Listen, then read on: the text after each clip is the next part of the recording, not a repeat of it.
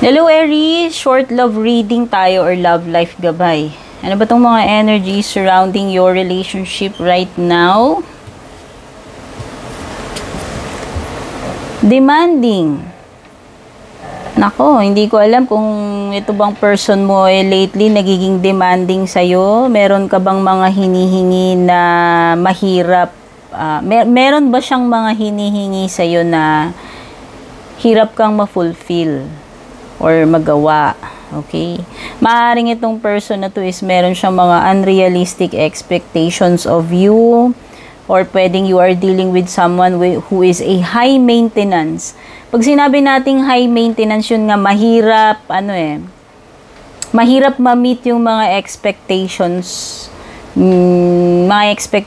niya sa'yo or vice versa. Ano pa? Oo. And parang habang tumatagal, pwedeng nagiging complicated yung situation nyo, or maybe you are dragged into a very complicated relationship, like halimbawa, sabihin na natin na pwedeng hindi kayo free pareho, or meron na siyang talagang legal na jowa, and then parang na-involve ka, yan.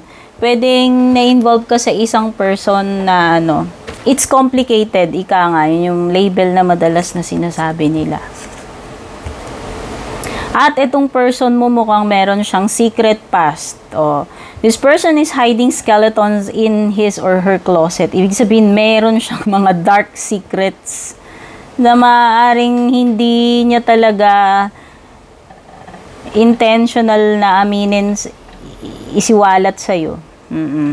Ang ibig sabihin lang neto, may mga story in the past or may mga tinatago itong person mo sa'yo. Ayan.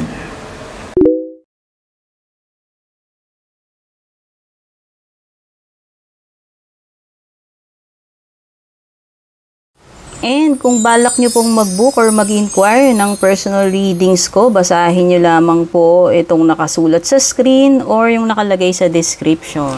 Shoutout at thank you sa ating mga YouTube channel members, Juliet Saito, Vel, Mildred, Julian, Alejandra, Maya 2.6, Michael, Rosel, Belen, Melinda, Jane, Devi, Joy, Gwen, De Luna.